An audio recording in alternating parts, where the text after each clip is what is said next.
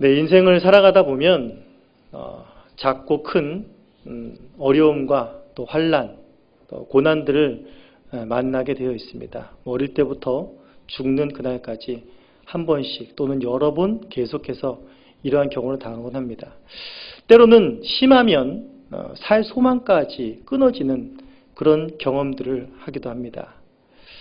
그런데 중요한 것은 신자들에게는 이러한 고난이 닥칠 때, 또 살 소망까지 끊어지는 이러한 지경에 이를 때 신자들에게는 너무나 자연스럽게 나타나는 반응이 있습니다.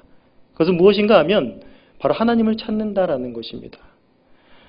세상 사람들은 알 수 없지만 신자들에게는 이것이 너무나도 자연스럽고 너무나도 당연한 일입니다. 왜 그렇습니까?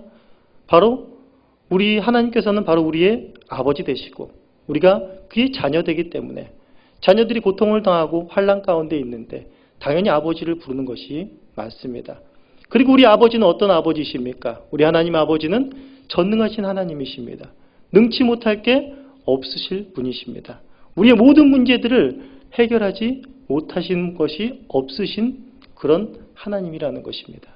그런데 그 하나님에게 간구하고 호소했을 때에도 답이 나오지 않을 때에 신자들은 더욱더 답답해하고 하나님 앞에 애절하게 호소하는 그런 모습들을 볼 수가 있습니다.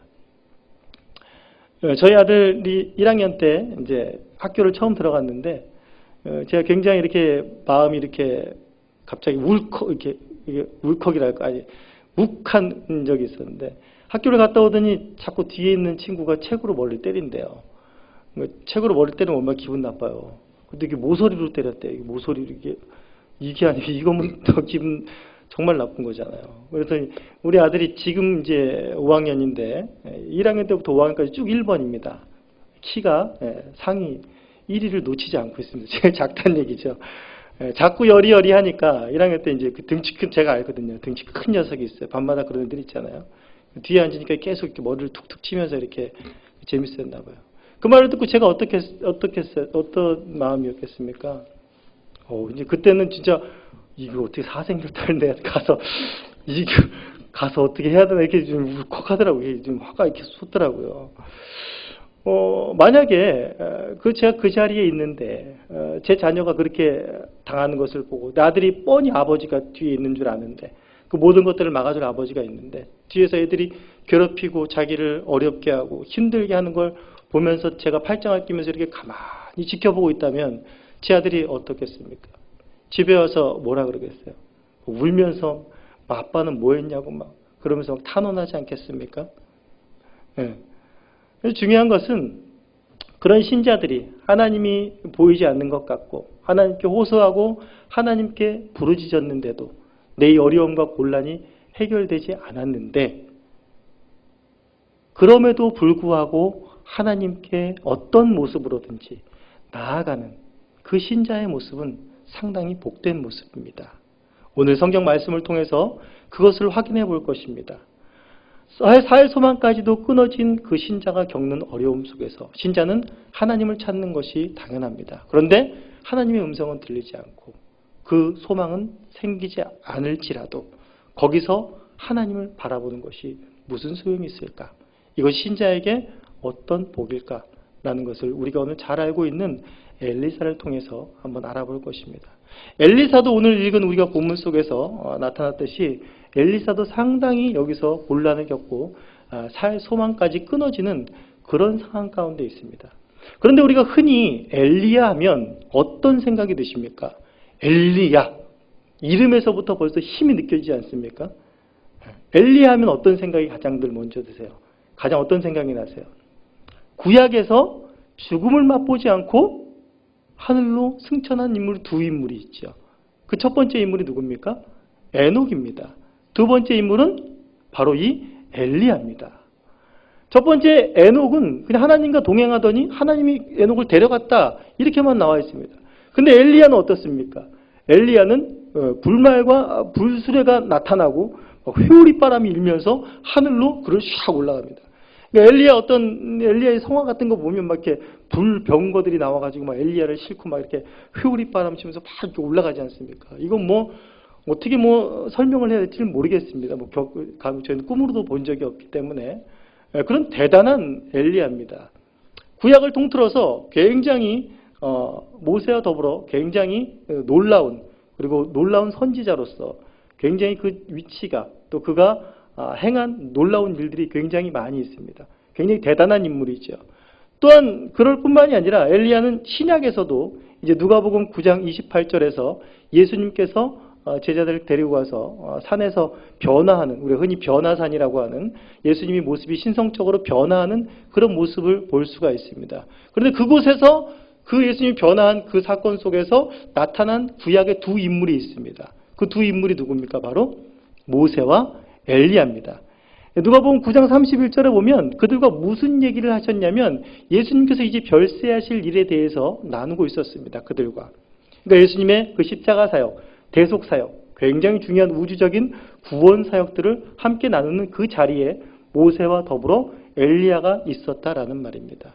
그러고 보면 엘리야는 구약과 신약을 통틀어서 굉장히 대단한 인물로, 또 구약과 신약을 통틀어서 굉장히 구약과 신약을 잇는 어떤 중요한 선상에 서 있는 선지자라고 볼 수가 있습니다.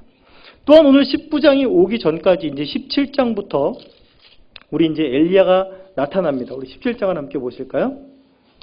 자, 17장, 18장을 통해서 엘리야는 참 대단한 선지자다라는 것을 우리가 또 확인할 수 있습니다. 죄악에 빠진 아합 왕가에 대하여서 이제 엘리야가 하나님의 심판을 선언합니다.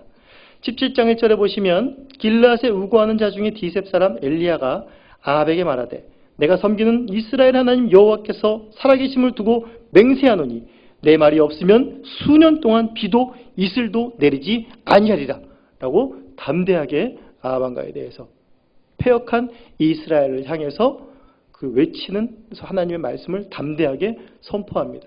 이 말씀을 선포하고 시돈 땅에 사르밧이라는 과부의 집에 가서 그곳에서 또 놀라운 밀가루와 기름이 가뭄이 끝날 때까지 계속해서 나오게 하는 놀라운 이적을 또한 거기서 만들어내고, 또한 그 과부의 아들이 죽음을 맞이했는데 어떻습니까? 그 죽은 아들을 살리는, 죽은 자를 살리는 놀라운 일을 행합니다. 그러면서 18장에서는 무슨 이야기가 나옵니까? 그 유명한 바알 선지자들, 아세라 선지자들과 대결한 갈멜산 전투가 나오는 것입니다. 갈멜산에서 엘리야가 어떤 일을 행합니까? 하늘에서 불이 내리게 하고, 그리고 바알 선지자 450명을 기손 시내가에 내려가서 다 잡아 죽입니다. 그리고 하늘에 또한 기도하면서 3년이 넘게 내렸지 않던 그 비를 내리게 하는 놀라운 일을 엘리야 선지자가 하고 있습니다. 너무나 스펙타클하죠. 너무나 역동적이죠. 너무나 대단한 하나님의 사람이고 하나님의 선지자임을 보여주고 있습니다. 그런데 19장부터는 이게 웬일입니까? 우리가 생각하던 그 신구약을 통틀어서, 그리고 17장, 18장을 오면서 계속적인 엘리야의 행적을 봤을 때는 너무나 사뭇 다른 모습입니다. 이게 엘리야야 할 정도로. 야고보서 5장 17절은 말하고 있습니다. 엘리야도 우리와 어떻다고요? 성정이 같은 사람이다. 우리와 연약하고 엘리야도 아무리 대단한 것 같지만 그도 사람이다 라고 말하는 부분이 이제 생각이 납니다. 근데 여기서 엘리야는 그 정도가 아니라 살 소망까지 끊어져서 어떻게 보면 하나님 앞에 호소하고 있는, 부르짖고 있는 그런 나약하고 연약한 모습을 볼 수가 있습니다. 엘리야가 이렇게 놀라운 일들과 하나님의 권능을 행하고 과연 바알이 하나님이 아니라 여호와가 하나님이다라는 것을 이스라엘 만방 가운데 드러냈고 그들도 인정을 하였는데 그것을 본 이세벨의 반응은 굉장했습니다. 자, 우리 19장 보시면 1절에 이제 아합이 엘리야가 행한 그 모든 일과 그가 어떻게 모든 선지자들을 칼로 죽였는지 이세벨에게, 자기 왕비인 이세벨에게 말을 하는 것입니다. 근데 이세벨이 어떻습니까? 이세벨이 사신을 엘리야에게 보내어 말합니다. 내가 내일 이맘때는 반드시 내 생명을 저 사람들 중 한 사람의 생명과 같게 하리라. 그렇게 하지 아니하면 신들이 내게 위에 벌을 내림이 마땅하니라. 여러분, 이세벨이라면 어떻겠습니까? 야, 다 끝난 전쟁이다. 아합이 어떻게 보고했겠습니까? 야, 엘리야라는 놈이 와가지고 말이야, 하늘에서 막 불이 내리더라. 야, 진짜 난 다 이 백성들이 이 여호와가 하나님이다라는 것을 다 인정했어. 야, 엘리야가 정말 대단한 사람이더라. 야, 이렇게 상황이 됐다. 그러니까 이세벨이 어떻게 합니까? 우린 죽었군요. 여보, 빨리 짐을 쌉시다. 도망갑시다. 이래야 되는 것이 정상적인 반응인데 이세벨은 굴하지 않습니다. 오히려 더 도끼를 품습니다. 그래서 사신을 보내서 내가 내일 이맘때 너의 목숨을 취하겠다라고 경고를 하는 겁니다. 선전포고를 하게 되는 것입니다.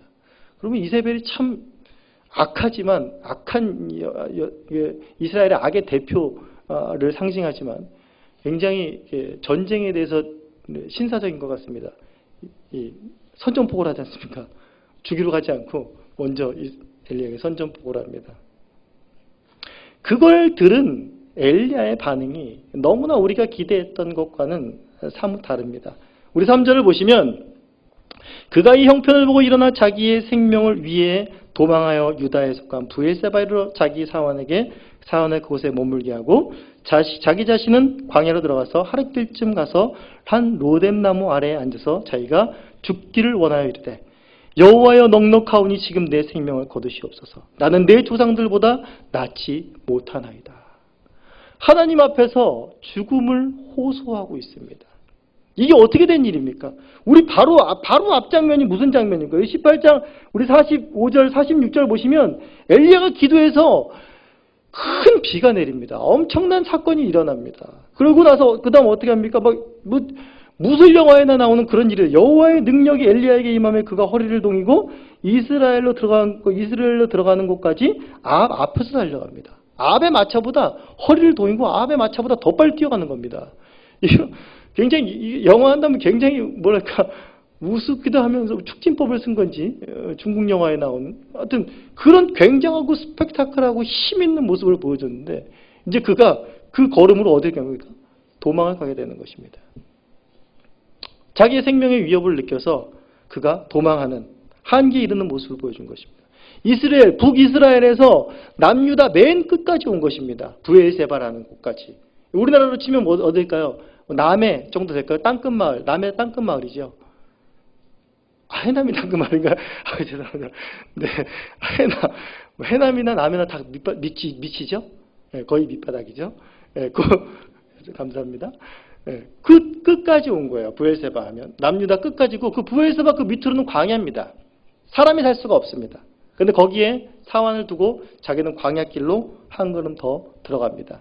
사람이 들어갈 수 없는 그곳에서 이러한 로뎀나무 아래서 하나님 앞에 죽기를 원하여 이르는 것입니다. 그러면서 하나님 앞에 내 생명을 거두시옵소서라고 이렇게 주님 앞에 한탄하고 있는 것입니다. 살 소망까지 끊어진 그의 모습을 여실하게 우리가 발견할 수가 있다는 것입니다. 주님 할 만큼 했습니다.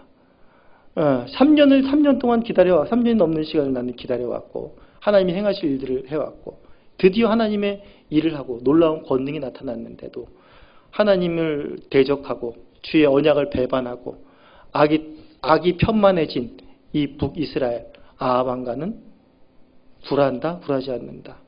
절대 굴하지도 않더라는 겁니다. 오히려 더 기세가 등등해서 나의 생명을 해하려고 하고 나를 잡아서 죽이려고 한다는 이런 한탄 가운데 어떻게 보면 완전히 바닥이 난 거죠. 완전히 바닥이 난 거죠. 그러니까 대부분 이제 살 소망까지 잃어버린 모든 사람들의 공통점이죠. 할 만큼 해본 거죠. 내가 할 수 있는 모든 건 다 해본 겁니다. 거기까지 바닥이 나서 이제 하나님 앞에 죽기를 구하는 그런 모습이 엘리야를 통해서 드러나고 있습니다. 그런데 이제 여기서부터 중요한 것은 무엇이냐면 엘리야가 여기서 자신의 행보를 멈추지 않았다는 것이죠. 주님 여기서 끝내시죠. 이제 나의 역사는 여기서 끝내시고 그냥 나는 데리고 가시죠. 라고 하는 것이 아니라 한 줄기 더 엘리야가 그냥 이스라엘에서부터 남유다의 맨 끝까지 브엘세바까지 와서 또 광야로 내려온 것은 단순히 그냥 이세벨이 두려워서 자기가 죽을까 봐 목숨이 위태로워서 그냥 엉겁결에 막 도망온 정신없이 그냥 도망온 행보가 아니라는 것을 그 다음 장부터 이제 알 수가 있습니다. 엘리야의 도피는 단순한 도피가 아니라 방향성을 갖고 있습니다. 여기 보시면 엘리야가 그곳에서 이제 5절부터 기진하여 쓰러져 있는데 두 번이나 하나님께서 천사를 보내셔서 그가 먹을 것을 주고 그에게 기운을 차리게 합니다.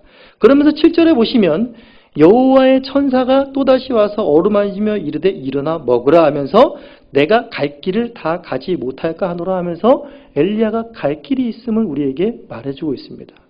엘리야가 향하고자 하고 했던 곳은 어디일까요? 바로 우리 8절에 보시면 그가 일어나 먹고 마시고 그 음식물의 힘을 의지하여 40주 40야를 가서 하나님의 산 어디에 이르렀다고요? 네, 호렙에 이르렀다는 것입니다. 이 호렙은 어디입니까? 바로 신의 산을 말하고 있습니다. 바로 호렙산에 이르렀다라는 것입니다. 이 호렙산은 어떤 산입니까? 어떤 산이죠? 헷갈리세요? 신의 산, 호렙산. 모세가 하나님을 만난 곳이죠. 네. 이 호렙산으로 향했다라는 것은 엘리야가 단순히 자신의 생명의 위협을 느끼고 이제 그렇게 상태가 돼서 살 소망까지 저버려서 모든 것이 절망되고 낭망돼서 끝이다라고 생각하지 않았다라는 것을 단적으로 보여주는 것이 있습니다. 그는 살 소망까지 잃어버리고 모든 기운이 소진되었지만 그에게 또 하나의 하나님을 바라보는 소망이 있었다라는 것입니다. 그는 하나님을 찾고 있었고 하나님 앞에 호소하고 하나님 앞에 묻고 싶은 것이 있었다라는 것을 바로 이 호렙산에 갔다라는 것으로 말할 수 있습니다. 이 호렙산은 어떤 곳입니까? 바로 모세가 하나님으로부터 부름을 받은 곳입니다. 그래서 이스라엘의 지도자로 세움을 받고 바로 하나님의 말씀을 전하는 하나님의 선지자로 또한 부름을 받은 그의 선지자의 정체성이 살아있는 곳입니다. 그리고 하나님의 말씀이 선포된 곳이 바로 이 호렙산입니다. 그리고 또 더 중요한 것은 이스라엘 백성과 하나님이 이 호렙산에서 바로 언약을 맺습니다. 하나님과 언약을 맺은 곳이요. 또 하나님과의 언약을 맺었지만 이스라엘 백성들이 출애굽한 이스라엘 백성들이 금송아지를 만들고 섬김으로 인해 그 언약이 파기되었을 때 다시금 하나님 모세가 그 파괴된 사건을 가지고 다시 하나님 앞으로 갔던 것이 바로 이 호렙산입니다. 엘리야도 이 모세가 행했던 것과 같이 이 모세의 흐름이 그대로 어떤 평행 구도를 이루면서 엘리야에게도 그대로 다가옵니다. 엘리야 역시 마찬가지로 자기가 이제 선지자로서 할 만큼 다 했다라고 하면서 어떤 자신의 소명의식, 정체성에 대한 어떤 한계를 가지고 있는 상태입니다. 그리고 하나님의 언약을 파기한 아합 왕과 이스라엘 백성, 악에 처한 그들을 향해서 하나님의 판결은, 하나님의 일하심은 어떠할 것인지에 대해서 묻고 싶은 겁니다. 안 됐지 않습니까?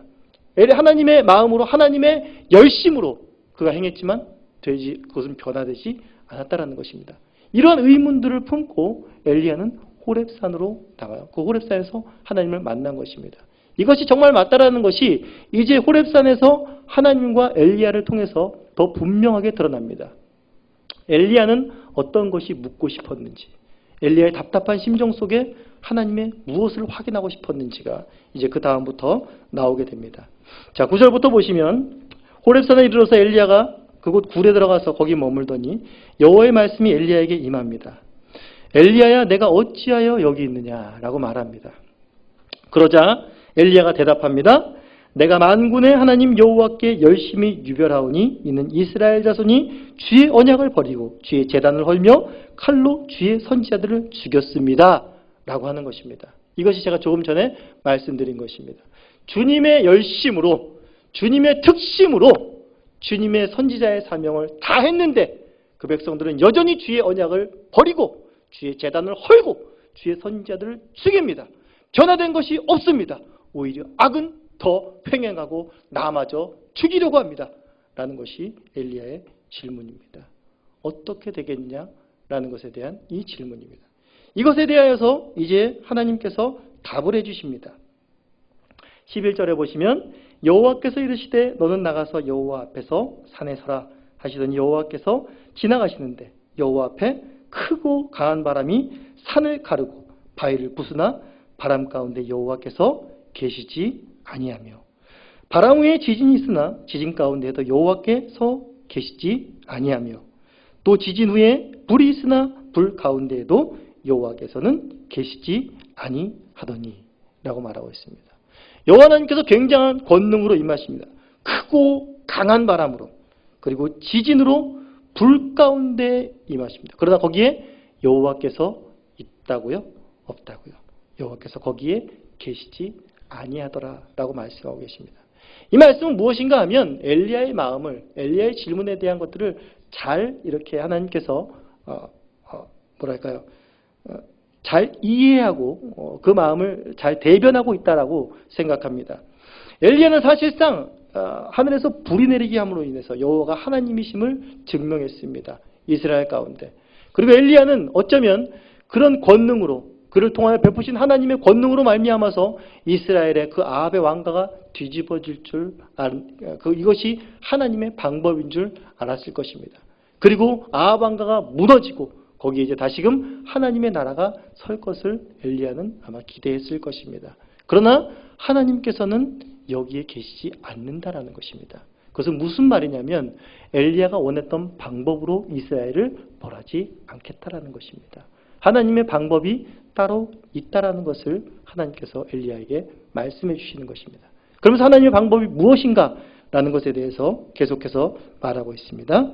12절 아까 읽은 데부터 더 읽으시면 불 후에 세미한 소리가 있는지라 엘리야가 듣고 겉옷으로 얼굴을 가리고 나아가 굴 어귀에 섬에 소리가 그에게 임하여 이르시되 하면서 다시 한번 엘리야야 내가 어찌 여기 있느냐 하면서 다시 엘리야는 똑같은 말을 하고 이제 하나님께서 엘리야에게 말씀하십니다. 그 아합 왕가를 어떻게 처벌할 것인지를 17절에 말씀하시는데 우리 17절 우리 다 함께 한번 큰 목소리로 읽어보시겠습니다. 시작.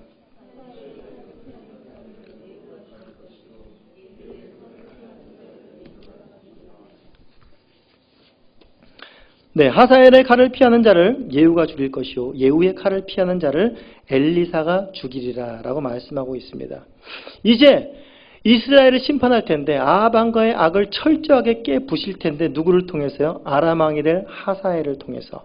그리고 이 아합 왕가의 뒤를 이을 또 예후라는 사람을 통해서 예후를 이스라엘 왕으로 세움으로 인해서 예후를 통해서 죽일 것입니다. 또 예후를 피하는 자를 엘리사를 통해서 삼중입니다. 철저하게 하나도 안 남기고 그들을 벌하겠다라는 것입니다. 이세벨의 악을, 아합의 그 악을 가만두지 않겠다라는 것입니다. 이것은 단순히 너를 통해서 할 것이 아니라 하사엘과 또 예후와 엘리사를 통해서 내가 할 거야. 이건 너가 할 일이 아니야.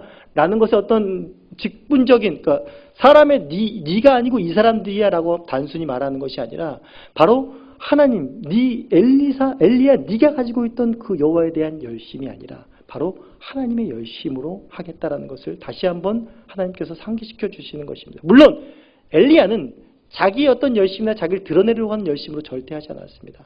하나님의 의분을 가지고 그 모든 일들을 행했습니다. 바로 하나님의 엘리야가 행한 열심은 바로 하나님의 열심이었다고 말할 수 있습니다. 그러나 다시 한번 엘리야에게 확인시켜 주시는 것입니다. 그 심판은 이세벨을 벌하고 아합 왕가를 벌하는 패역하고 언약을 벌인 이스라엘을 벌하는 일은 절대적인 내 손 안에 있고 내가 그것을 철저하게 심판할 것이다 라는 것을 엘리야에게 말해주고 있는 것입니다. 이것은 엘리야에게 또한 큰 힘이 되는 것입니다.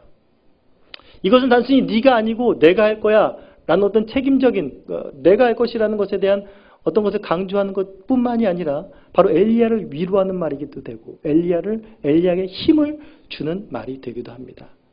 바로 엘리야에게 너의 수고를 하나님께서 허투루 보지 않는다라는 그런 말도 되는 것입니다. 그냥 편하게 말하자면 엘리야 수고했다라는 말입니다. 나에게 맡겨라라는 것입니다. 나를 믿어라. 내가 할 것이다. 네가 했던 열심과 네가 했던 모든 수고가 헛되지 않을 것이다. 내가 명하는 대로 너는 행하고 내가 하는 것을 보아라. 라는 어떤 위로의 말로도 엘리야에게 굉장히 큰 힘과 또 엘리야가 다시금 그 길을 갈 수 있는 또 이스라엘에 대하여서 하나님 앞에 그 궁금증이 풀리는 그러한 일이라고 볼 수 있습니다. 또한 두 번째로는 엘리야는 이제 계속해서 아까도 하나님 앞에 대답하기를 내 생명을 찾아 그들이 뺏으려 합니다 라고 하면서 계속적인 자신의 생명의 위협을 느끼고 이제 자신이 소명이 할 일이 다한 것 같은 그런 막바지에 온 것 같은 그런 절벽에 선 것 같은 기분을 느끼고 있는 그의 마음속에 하나님은 또 대답하시는 것입니다. 무엇으로 대답하시냐면 바로 그에게 선지자로서 너가 아직 할 일이 남았다라는, 아직 끝나지 않았다라는, 너가 아직까지 더 걸어가야 될 길이 남았다는 선지자로서의 또한 소명을 일깨워 줍니다. 그것이 어디입니까? 바로 15절, 16절에 있습니다. 우리 15절, 16절 같이 읽어보겠습니다. 시작.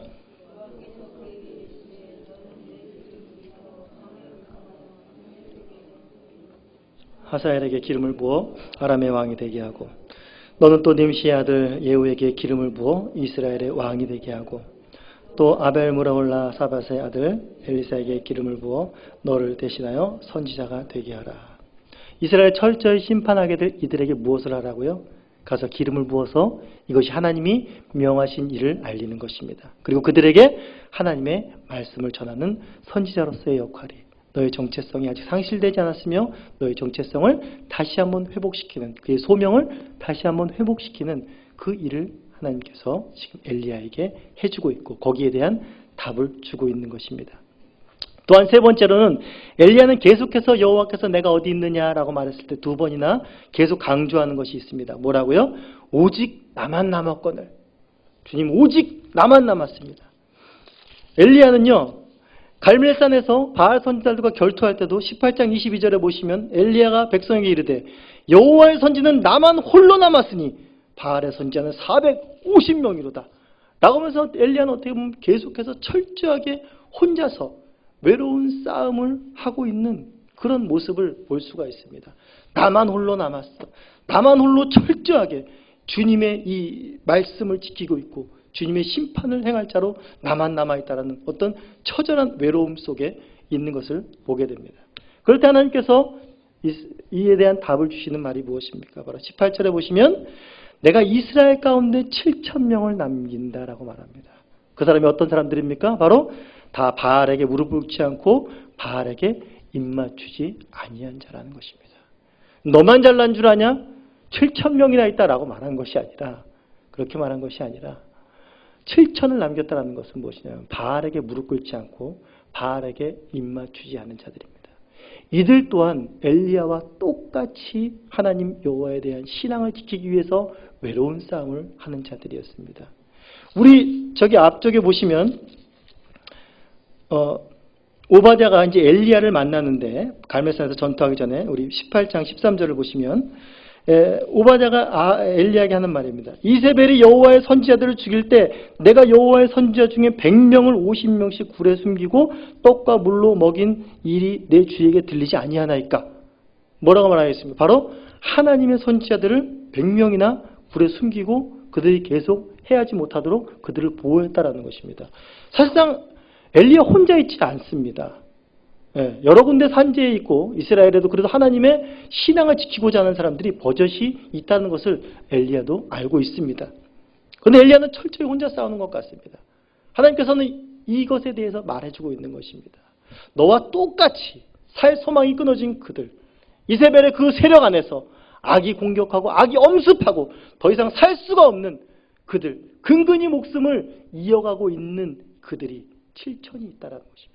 너와 똑같은 자들, 그 길을 걸어가고 있는 자들, 내가 그들에게 힘을 줬고 힘을 공급해서 그들이 한 걸음 한 걸음 살아가면서 너처럼 회복시키고 있는 자들 7,000이 남아있다라고 말하고 있습니다. 이것은 무엇인가 하면 내가 택한 백성, 내가 그들에게 복을 주는 나의 백성들, 그리고 내가 사명을 준 나의 선지자들은 결코 악이 득세하고 악이 편만한 것 같고 그들이 사방으로 우겨싸움을 당한다 할지라도 그들이 결코 죽지 않는다라는 것입니다. 그들이 그 사역을 다하기까지 하나님 부르신 그날까지 그 어떠한 것도 그들을 해하지 못한다라는 것입니다. 너와 동일하게 내가 그들을 남겨두었다라는 것입니다. 사실상 엘리야도 이곳까지 올 수 있었던 것이, 하나님을 바라보고 올 수 있었던 것이 단순히 그의 의지나 결단이나 확신 가운데서 온 걸음이 아니라, 자신의 힘으로 온 걸음이 아니라, 그는 이미 4절에서 더 이상 갈 힘을 얻지 못했습니다. 가고 싶으나 갈 힘을 얻지 못했습니다. 그러나 19장 5절부터 계속해서 누가 하나님 앞으로 올 힘을 공급합니까? 바로 하나님께서 천사를 통해서 그를 계속 먹이고 힘을 주시는 것입니다. 그리고 나에게 올 수 있는 힘까지도 하나님이 공급해 주시는 모습을 우리가 볼 수가 있습니다. 엘리야를 통해서 가장 큰 하나님의 은혜를 발견하는 것은, 가장 큰 하나님의 능력을 발견하는 것은 무엇인가 하면, 엘리야에게 물론 큰 권능을 행하고 그것으로 모든 사람들 앞에서 보면서 와, 여호와가 과연 하나님이구나 라는 놀라운 이적들을 보이는 것으로도 물론 하나님의 능력을 나타낼 수 있습니다. 그러나 하나님께서 엘리야를 통해서 19장에서 더욱더 우리에게, 하나님 믿는 사람들에게, 신자들에게 보여주시고자 하는 것은 무엇인가 하면, 그렇지 않을지라도, 살 소망까지 끊어진 상태에 있을지라도 하나님이 택한 하나님의 백성은 결코 죽지 않으며 하나님께서 그들을 끝까지 보호하신다라는 것입니다. 엘리야를 통해서 하나님께서 하시고 싶은 말이 무엇인가 하면, 엘리야에게 이세벨을 죽이고 또 아합 왕가를 뒤집어서 다시 이스라엘의 그 악을 완전히 쓸어버릴 수 있는 그런 힘은 엘리야에게 주지 않았습니다. 그러나 어떤 힘을 엘리야에게 주었습니까? 바로 끊임없이 하나님을 찾을 수 있는 힘을 공급하여 주셨습니다. 그리고 그가 끊임없이 하나님의 선지자로서 그 사명을 다하기까지의 그 힘을 하나님이 공급하여 주셨습니다. 그리고 그가 절대로 그 길을 혼자 가는 것이 아니요, 하나님이 남긴 그 처절한 싸움을 하는 그들과 그 길을 함께 걸어가고 있다는 위로와 소망을 그에게 주었다라는 것입니다. 이것이 별것 아닌 것 같지만 선지자의 길을 한 걸음 한 걸음 한 걸음 걸어갈 수 있다는 것 자체가 얼마나 대단하고 얼마나 놀라운 일인가를 알아야 한다라는 것입니다. 사실상 엘리야 이전의 선지자들도 그랬지만 엘리야 이후로 이제 계속해서 문서 선지자들, 이사야부터 시작해가지고 계속 우리가 선지서가 나옵니다. 그 선지자들이 전부 다 어떻습니까? 그 모습이 철저하게 외롭습니다. 철저하게 자기 백성들로부터 배척을 받습니다. 욕을 당합니다. 예레미야 같은 구덩이에 빠지고 뺨을 맞는 수치를 당하게 됩니다. 하나님의 말씀을 선포해도 그들이 듣지 않습니다. 능력을 보여도 절대 돌아오지 않습니다. 악만 더욱더 팽배해져가고 결국에는 망해버리는 모습들을 볼 수가 있습니다. 그러나 놀라운 것은 그 선지자들 모두가 살 소망까지 잃어버리는 상황까지 다 갈지라도 그들이 끝까지 그 길을 간다라는 것입니다. 그 길을 갈 수 있는 힘은 누구에게 있는 것입니까? 바로 그 길을 하나님께서 그들이 그 길을 다 갈 수 있도록 하나님께서 인도하신다라는 것입니다. 우리가 이제 다니엘서에서 굉장히 강의를 통해서 굉장히 많은 은혜들을 받았습니다. 다니엘이 어떤 사람입니까? 다니엘이 큰 바벨론 제국과 메데 바사의 제국을 거치면서 하나님 나라라는 것은 전혀 보이지 않는 강대한 제국에 둘러싸인 그의 모습입니다. 철저하게 혼자였습니다. 다니엘과 그 세 친구는 날마다 음해를 받고 사자굴 속에, 풀무불 속에 던져지는 그러한 상황 가운데 있는 것입니다. 다니엘과 그 세 친구에게 그 제국을 뒤집을 만한 힘은 하나님이 주지 않으셨습니다. 그런데 어떤 힘을 주셨습니까? 그 악의 속으로, 그 세상 권세 속에서 당당하게 하나님의 사람으로 살아갈 힘을 주신 것입니다. 굴하지 않고 그 악이 절대로 그들을 해하지 않는다라는 것을 그들을 통해서 보여주고 있는 것입니다. 이것이 우리가 발견하지 못한 하나님의 놀라운 능력이라는 것입니다. 우리가 살아가는 신자의 일상이라는 것이, 그 일상 속에서 역사하신 하나님의 능력이라는 것이 얼마나 놀라운 것인가를 우리는 다시금 깨달아야 합니다. 저는 이러한 하나님의 은혜를 이제 아내가 투병 생활을 하면서 직접적으로 가장 실감하게 느낀 것 같습니다. 아내는 투병 생활을 하고 이제 항암 치료를 다 마치고 이제 사진을 보니까 이제 깨끗한 거예요. 이제 암이 없다라고 이제 나온 겁니다. 얼마나 기분이 제가 좋았겠습니까? 암이 없다고 싹 나왔는데 이제 그 선언이 떨어지고 나서 불과 한 달이 좀 지났을까요? 한두 달 그 경과 안에 다시 재발을 한 겁니다. 재발을 했는데 이건 뭐 걷잡을 수 없이 전신에 다 퍼져서 재발을 한 겁니다. 이제 뭐 병원에서도 도저히 손을 쓸 수 없는 상황이고 어떤 의학적으로는 도저히 어떤 해결을 볼 수 없는 그런 상황까지 이제 한마디로 살 소망이 이제 끊어진 상태입니다. 그리고 나서 채 6개월을 못 버티고 이제 하나님의 부름을 받고 하나님 나라로 갔습니다. 그런데 그 짧은 기간, 6개월이 안 되는 그 짧은 기간에 제가 본 놀라움은 무엇이었냐면 아내에게 또한 저희 가정에 그 병을 이겨낼 만한 힘은 하나님께서 허락해 주지 않았습니다. 그래서 놀라운 하나님의 능력을 발견한 것은 무엇인가 하면 아내가 그 삶은 산 소망이 모두 끊어진 그 상황 가운데서 하루하루 신자의 삶을 살아가고 있는 것이었습니다. 그것이 저를 굉장히 놀랍게 했습니다. 우리가 볼 때는 아무것도 신자의 생활 주일 예배 드리고 가정 예배 드리고 성경 보고 말씀 너 나는 안 하나라고 싶을 것입니다. 그런데 그 상황 가운데에서 하나님 앞에 묵묵히 한 걸음 한 걸음, 이제 그날이 더욱더 가까이 온 사람일수록 그 고통과 모든 아픔 속에서 한 걸음 한 걸음 걸어가는 그 모습이 저에게는 너무나 놀라웠습니다. 어떠한 다른 곳에 의존하지 않고 한 걸음 한 걸음 그냥 걸어가는 것입니다. 그것이 그 사람의 힘으로 되지 않았다는 것을 그 사람도 고백하고 옆에서 보는 저도 고백할 수밖에 없었던 것입니다. 그래서 그 살 소망이 없는 그 사람의 입술에서 나온 고백은 여호와가 나의 목자시니 내게 부족함이 없다라는 고백이 그 입속에서 나오는 것이었습니다. 저에게는 너무나 쇼킹한 일이었습니다. 인생의 고난이 닥쳤을 때, 살 소망이 없을 때 신자는 어떻게 대처해야 하는가? 성경 속에서 많이 보았고 많은 설교들을 들었고 또 많은 수많은 책들을 통해서 보았습니다.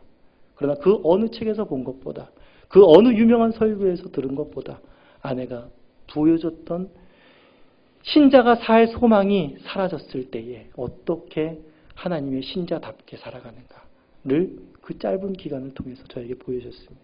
가장 저의 위대한 스승이고 신자가 살 소망이 사라지고 모든 악의 세력과 핍박과 곤란이 올 때 신자가 어떻게 살아가야 되는가를 가르쳐준 저의 위대한 스승이 바로 저의 아내가 되었다라는 것입니다. 이것은 참으로 놀라운 하나님의 능력입니다. 그것이 아무것도 아닌 것이 아닙니다. 터가 무너지고 모든 살 소망이 끊어진 그때에도 하나님은 신자의 그 갈 길을 끝까지 가게 하시고 하나님의 영광 중에 이를 때까지 하나님 그를 결코 놓지 않는다라는 것을 엘리야를 통해서 보여주고 있습니다. 사실상 하나님 나라에 가는 그 길을 가장 처절하게 가장 외롭게 간 사람은 바로 엘리야 선지자도 아니고 구약의 모든 선지자들도 아니고 바로 어떤 곤란과 핍박과 환난 속에 있는 그런 어려움을 겪고 있는 신자도 아닐 것입니다. 그분은 바로 예수 그리스도십니다. 그분은 이 땅에 인간으로 오셔서 가장 외로운 길을 가셨습니다. 아무도 알아주지 못했고 그 수많은 사람들이 따랐고 그 수많은 제자들이 따랐습니다. 그리고 제자들과 12제자들과 먹고 자고 마시며 함께 웃고 떠들고 모든 것을 함께 했습니다. 그러나 누구도 그 외로운 길을 같이 걸어간 사람은 없습니다. 한 걸음 한 걸음 걷는 그 걸음을 이해하는 사람은 없었습니다. 무엇만 봤습니까? 우와, 예수님이 물길을 걸으신다. 예수님이 오병이어의 이적을 일으키신다. 예수님의 설교 한 방에 모든 사람들이 회개한다. 예수님이 모든 병을 낫게 하신다. 예수님에게 그런 능력이 있었습니다. 그러나 예수님이 직접 우리에게 보여주고 싶으신 것은 바로 십자가를 향한 한 걸음 한 걸음이었습니다. 아무도 알아주지 못했지만 오히려 그 걸음을 얘기하자 제자들마저도 배척했습니다. 그러시면 안 됩니다. 라고 말을 할지라도 예수님께서는 그 걸음을 한 걸음 한 걸음 한 걸음 걸어가셔서 마침내 십자가에서 자기 목숨을 내놓은 것입니다. 모든 살 소망과 모든 생명이 끝난 그 상황입니다. 거기에 무슨 희망과 소망이 있겠습니까? 그러나 거기에 부활의 역사가 일어난 것입니다. 거기에 죄인들이 회개하여 하나님 앞으로 나아갈 하늘의 문이 열렸다라는 것입니다. 예수님께서 아십니다. 신자에 가는 그 길을 얼마나 외로운 길이고 얼마나 처절한 길이고 앞으로 또한 우리에게 말세가 가까울수록 주님 오실 그날이 가까울수록 우리가 겪어야 될 환난과 핍박을 주님께서 알고 계십니다. 담대하라고 말씀하십니다. 내가 세상을 이기었노라 말씀하십니다. 너희들이 걸은 그 외롭고 처절한 길을 내가 이미 다 걸었다라는 것입니다. 그리고 그 길을 내가 함께 걷고 있고 너희가 내 품 안에 안기는 그날까지 내가 너희를 보호하고 인도하며 신자의 갈 길을 다 가도록 하나님께서 그를 보호하시고 인도하시며 동행하시며 그에게 힘과 소망을 잃지 않게 해주시라는 그 말씀을 오늘 엘리야를 통해서 우리가 듣고 성경 전체를 통해서 우리 신자된 삶을 통해서 경험하시고 누리시는 우리 나가는 교회 교우님들이 되시기를 간절히 소원합니다.